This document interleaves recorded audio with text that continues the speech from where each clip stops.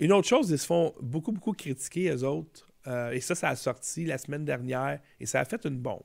En fait, les gens qui suivent Lux Media ou les gens qui suivent aux États-Unis des médias indépendants sont au courant de ces chiffres-là. Ils sont au courant. Sauf que là, ça a percé un peu le mur de feu des médias d'extrême gauche.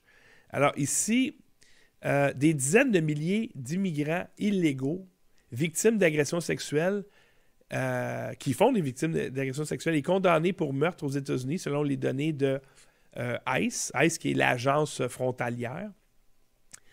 Les chiffres sont assez incroyables. Je pense qu'on les voit ici. Donc, les données indiquent que parmi les personnes non détenues, ça, c'est des gens qui sont rentrés, ils ont peut-être été appréhendés puis ont été relâchés. Il y a dans ce lot-là 425 000 criminels reconnus coupables et 222 000 personnes faisant l'objet d'accusations criminelles.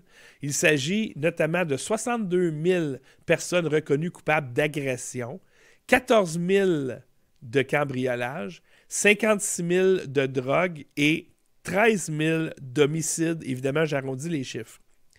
2 500 autres ont été condamnés pour enlèvement et 15 800 pour agression sexuelle. Il y a 1845 autres personnes accusées d'homicide, 42 000 personnes accusées de voies de fait, 3 000 personnes accusées de cambriolage, 4 200 personnes accusées de voies de fait. Alors, ça va pas trop bien. Donc ça vient de sortir. Et n'oubliez pas que Kamala Harris, qui était, on appelle ça la tsarine, il appelle ça des border czars, la tsarine de la frontière. Elle a dit non, il n'y a aucun problème avec la frontière. Et là, elle nie avoir été la tsarine de la frontière, alors que c'est documenté. Ça s'en sont vantés, ces gens-là. On a gardé les reçus, on a les vidéos. Ils mentent tout le temps. Vous allez voir jusqu'à où ils mentent. C'est assez incroyable. Et là, ici, on voit le syndicat, on appelle le Border Patrol Union, donc le syndicat des patrouilleurs frontaliers, qui ont tweeté des choses, notamment ici, vérification des faits sur le discours de Harris à Douglas en Arizona, parce qu'elle a fait un petit rallye là. Aujourd'hui, la vice-présidente Harris a affirmé qu'elle avait joué un rôle dans l'augmentation de la rémunération des heures supplémentaires des agents de la patrouille frontalière et que, évidemment, c'est pas vrai. Attendez un petit peu, je l'ai dessus ici.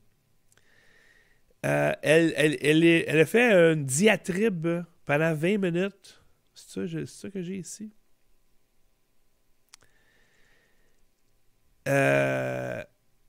OK, je ne l'avais pas traduit ce bout-là, je vais le traduire à mesure.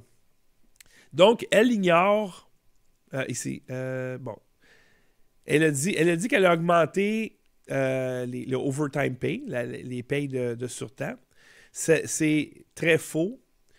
As with all things border related, donc concernant tout ce qui est lié à la frontière, on ne l'a pas vu, elle n'était pas là quand on avait besoin d'elle. Ça, c'est le premier tweet. Le deuxième ici. La vice-présidente Harris a ignoré le problème frontalier qu'elle a créé pendant plus de 3 ans. Elle y descend pendant 20 minutes pour une séance photo et décide de répéter certaines des choses que la NPBC a déjà dites. Mais encore une fois, où était-elle ces 3 dernières années et demie? Mais non, elle n'était pas là, même si elle était là. Ben oui, ils peuvent pas aller là parce qu'ils veulent pas régler le problème. Ils veulent le problème. On a vu, c'est quoi, plus de 300 000 enfants où on a perdu la trace. J'ai vu des reportages, je peux pas tout mettre dans cette émission-là, là, mais allez voir Reese Report. Des reportages où un lanceur d'alerte, c'est lui qui charriait les enfants. Puis il disait, je posais pas de questions, mais à un moment donné, j'ai un bébé de 3 mois, là.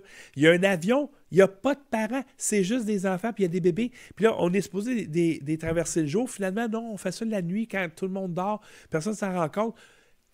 Plus de 300 000 enfants où on a perdu la trace. Et là, nos opposants idéologiques vont dire c'est pas vrai, c'est une théorie du complot. Mais non, c'est des chiffres officiels du gouvernement que vous refusez de voir. Où sont ces enfants? Où sont... Hey, on parle pas de 10, 12, là. On parle de 300 000.